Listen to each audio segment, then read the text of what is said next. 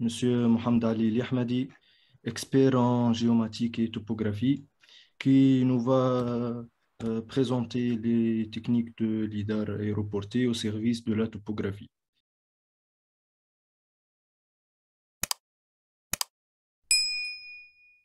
Merci, Monsieur Firas. Je me présente, Mohamed Ali Ahmed, ingénieur géomètre expert. Donc, ce que je vais présenter aujourd'hui, je vais présenter un peu. Donc là, je vais présenter la société donc Topomapping, dont je suis gérant. Je vais présenter je représente un peu le secteur privé en Tunisie ce soir. Je vais présenter un peu quelques techniques d'acquisition qu'on utilise pour faire de la topographie, pour réaliser de plans topographiques. Donc, au départ, je vais présenter un peu le bureau. Après, un exemple de projet réalisé par scan terrestre, un projet de levée topographique par GPS équipé d'une caméra et un projet de topographie par drone. La société Topomapping, elle opère dans les domaines de la topographie, les prises de vue aériennes et les prises de vue lidar, la photogrammetrie. Donc je continue dans les domaines du système d'information géographique, le développement d'applications SIG-Web et SIG-Desktop telles que des plugins sur QGIS et la cartographie. Concernant l'activité acquisition, on opère avec un partenariat avec une société suisse qui est SFS Swiss Flight Service, qui est une société spécialisée dans l'acquisition et les prises de vue aériennes.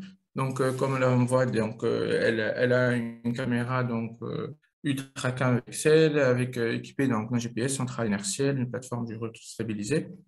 Elle a aussi un système lidar Rigel qui permet d'acquérir les nuages de points.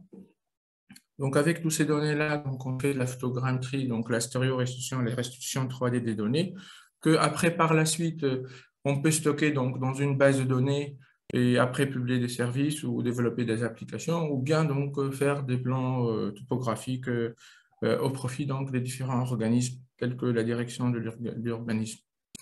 Ici, c'est la photogrammetrie à différentes échelles. On peut aussi faire à partir des images, on fait du MNT. Pardon? On fait du MNT, MNS, courbe de niveau avec une vue stéréoscopique. On réalise un MNT et un MNS. Les orthophotos. Avec la technique d'acquisition LIDAR, qui est un certain nombre de nuages de points sur le terrain, sur le relief, un nuage de points qui sera par la suite colorié avec l'image, parce qu'avec le LIDAR, on peut en même temps prendre des photos. Ce n'est pas la même caméra que pour la prise de vue aérienne, mais ça permet de colorier le nuage de points. À partir de ce nuage de points, on peut faire une classification automatique pour distinguer le sol sur sol. Après, si on veut aller plus avancé, on va aussi distinguer à partir du sursol.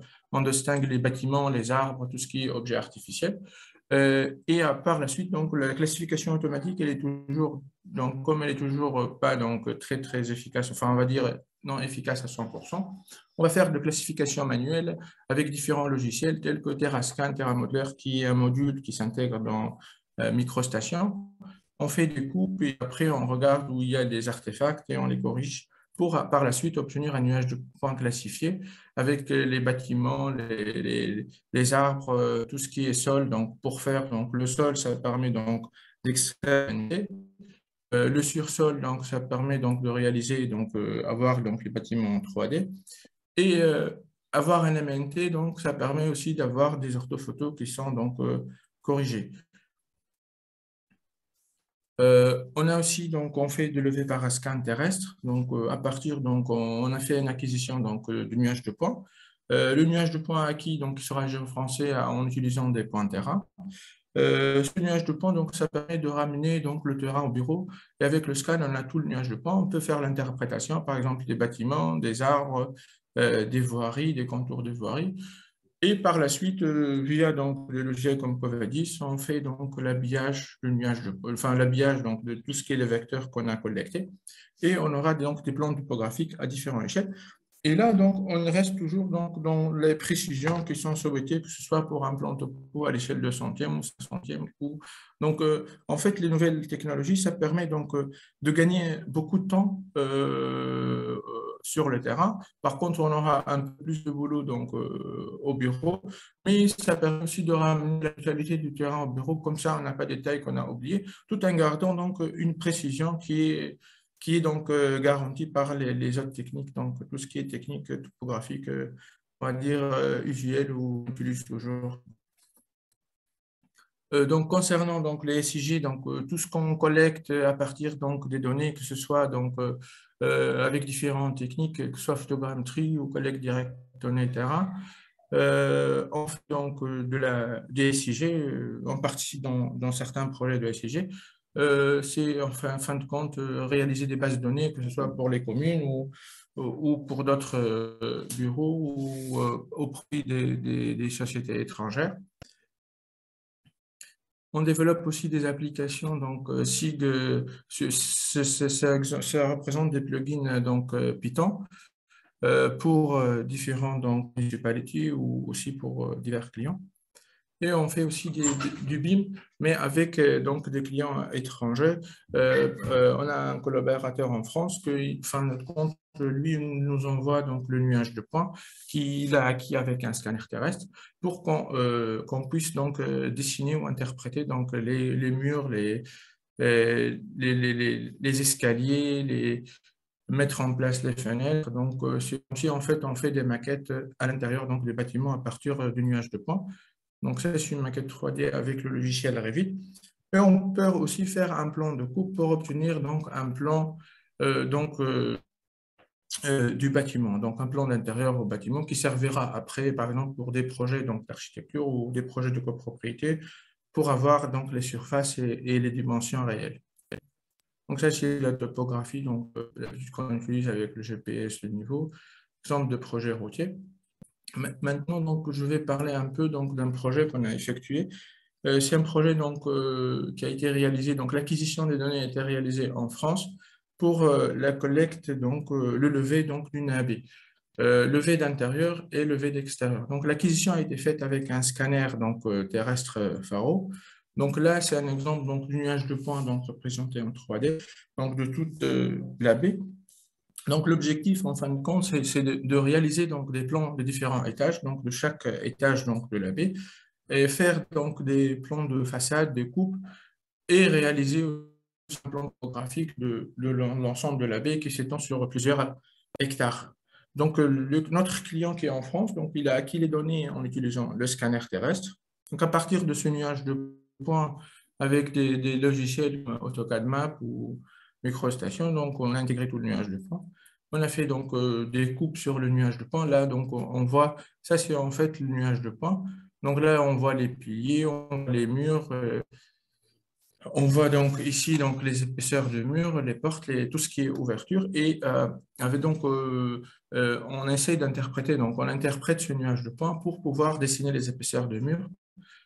Tout ce qui est donc fenêtre, tout ce qui est pilier, tout ce qui est escalier et ainsi de suite. Donc, à partir de ce nuage de points, quand on fait une coupe horizontale, donc on obtient et on dessine, on obtient donc un plan donc d'un étage. Là, c'est le plan de rez-de-chaussée. Ici, on fait une zone, donc on voit les escaliers. Donc, en fin de compte, avec un scanner, on a suffisamment de nuages de points donc, pour voir l'ensemble du bâtiment, pour voir toutes les données, donc de bien interpréter, analyser les données, essayer par exemple pour les murs, faire un bon alignement, parce qu'avant, donc avec un levé topo, les gens donc utilisent ou bien, on va dire, une station à l'intérieur ou un distomètre. Et donc là, on va mesurer des dimensions.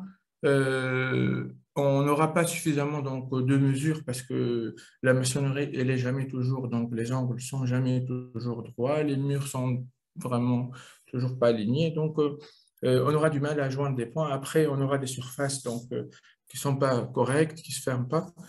Et donc, avec le nuage de points, on peut vraiment comprendre la forme du mur où il y a des déviations.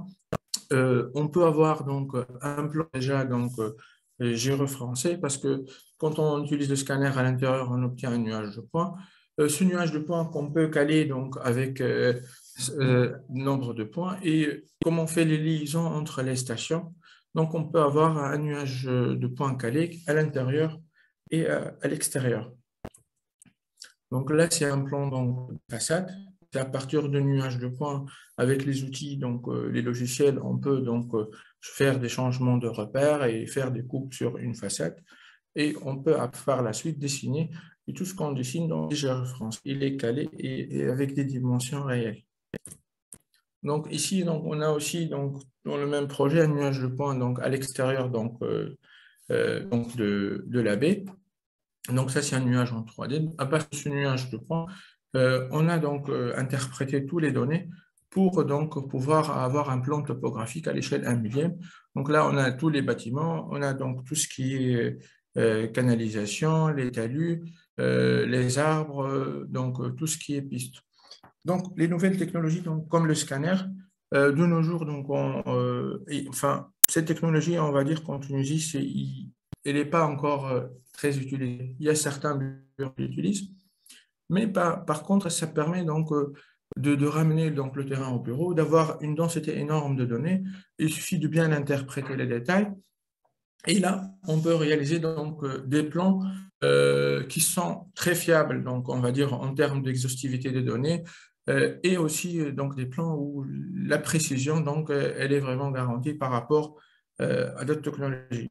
Mais il faut dire que les technologies, c'est pas parce qu'il y a de nouvelles technologies que les anciennes technologies donc sont mortes. Non, c'est pas vrai. Par exemple, pour faire un bornage, on a toujours besoin donc d'une station totale ou un GPS. On ne va pas utiliser un scanner pour faire le rétablissement de bord. On peut faire le rattachement. Donc, pour attacher une zone, il faut toujours utiliser un GPS ou une station. Donc, le scanner, donc, il ne va pas faire le boulot donc, du bornage. Mais on va dire qu'il y a des choses qui sont vraiment améliorées par rapport aux autres technologies. Donc là aussi, donc, je passe par une autre technologie. Donc, ce GPS-là, c'est un GPS qui est muni d'une caméra. Donc, et une centrale inertielle. Donc, d'habitude, le GPS, donc, ça permet juste de prendre donc, la position. Mais par contre, avec les nouvelles technologies, par exemple, là, ce GPS-là, donc c'est un GPS Leica muni d'une caméra. Donc, en même temps, donc, quand on fait le lever, on n'a plus besoin donc, de stationner un détail, en fait. Il faut juste prendre le GPS et juste marcher, en fait. Paramétrer le GPS de prendre des photos, par exemple, toutes les secondes ou toutes les 0,1 seconde. Donc, quand on fait le lever, donc, comme on voit ici, donc, on marche et on a des photos successives, en fait, avec recouvrement. Donc, il suffit donc d'avoir donc, le GPS, par exemple, en Tunisie, donc, le GPS il est connecté aux stations permanentes donc, de l'ETC. La position, donc, elle est corrigée en temps réel. Et on importe toutes ces données-là dans un logiciel. Par la suite, tout ce qui est donc IMU centrale inertielle, on peut améliorer donc la précision en pointant donc des détails dans diverses images en fait. Parce que comme on a un recouvrement donc, assez important, donc on peut avoir un détail dans 7, 8, 9 images en fait. Donc si on a les coordonnées de certains points, donc de la zone, donc on peut aussi donc améliorer et faire des corrections géométriques pour avoir donc une meilleure trajectographie, un meilleur traitement donc des images de leur position donc dans l'espace, et on pourra dans ce cas-là générer un nuage de points à partir de toutes les images. Donc en fin de compte, c'est comme si le GPS il va pas donner un seul point, mais il donne un nuage de points. Donc à partir de toutes les images, avec le recouvrement qu'il y a, par autocorrélation, donc on aura un nuage de points dense qui est coloré avec l'image. Et à partir donc de ce nuage de points, on va interpréter les détails. Par exemple, là, on va dessiner les voiries, on va avoir par exemple le talus haut, le talus bas, le muret donc, du pont, donc le bord donc, de l'eau. Bien sûr, donc, avec des techniques sur des logiciels, on fait des coupes, on peut interpréter le haut, le bas de talus. Et donc, ce nuage de points, donc, on a ce vecteur. Avec un navire, donc, on pourra avoir tous les objets qui sont dessus, qui sont habillés donc, sur Covadis AutoCAD. Et donc, ça permet donc, vraiment un lever, par exemple, ce lever-là, c'est environ donc, 100 hectares. avec une équipe topo, on va dire entre guillemets, avec une station locale. Donc ça peut Monsieur Mohamed prendre, Ali, oui, encore 2 minutes. ah Merci. d'accord, bon, je vais aller vite. Ce lever topo, donc ça peut être fait avec une station locale, ça peut être fait en 10 jours, entre guillemets. Par contre, avec donc le GPS, on a mis juste une journée pour avoir toutes les données, donc pour avoir toutes les photos. Il suffit juste de marcher. C'est pas obligé d'avoir GPS donc à la verticale ou positionné sur le point. On marche, l'IAMU, elle corrige le tilt donc du GPS. Avec les stations permanentes de l'essai, donc on a une position précise. Jusqu'au bureau, donc on va avoir plus de nuages de points ou plus de points à traiter pour générer le nuage de points et tout ça. Ça permet aussi d'éviter que le technicien qui traite les données au bureau, il a besoin du technicien qui a travaillé sur le terrain pour lui dire c'est quoi donc, le croquis, tu veux dire quoi, enfin tu veux dire qu'est-ce que tu veux dire par ce symbole ou un truc comme ça. Donc ça permet de gagner du temps et du personnel et y avoir plus. Donc ici donc c'est un autre cas, donc on a le nuage de points. Par la suite on a donc le lever donc topo qui est habillé, les trottoirs, tout ça. Ici, c'est un autre projet par drone, mais comme il n'y a plus trop de temps et M. Ferras donc, va parler donc, de tout ce qui est drone, donc je vais passer vite. Donc, on utilise aussi beaucoup. Donc, je vais juste dire quelques mots. Donc, les drones, c'est utilisé en Tunisie. Le problème, c'est la législation, donc, et c'est contraignant. Et mais je pense que avec si la communauté elle bouge un peu, peut-être que ça va bouger. Il y aura moins de restrictions pour les drones, parce qu'avoir une autorisation, enfin pour faire le lever, et tu attends un mois après c'est refusé, donc c'est un problème avec le client et il y a risque donc de résilier donc les contrats. Donc ça c'est le problème en Tunisie, c'est comment donc être à jour ou suivre donc la veille technologique dans un domaine qui est en pleine expansion et l'État, on va dire entre guillemets que il bouge pas trop avec nous quoi. Donc c'est un problème. Mais bon, ça va bouger un jour avec les associations, avec tout le monde, ça bougerait un peu avec le nombre d'élèves qui sortent donc de différentes écoles. Je pense que la communauté elle est grande et le domaine il sera donc bien connu par tout le monde en fait. Donc bon, je passe rapidement. Donc merci pour votre attention. Je suis enfin disponible pour toutes vos questions et merci.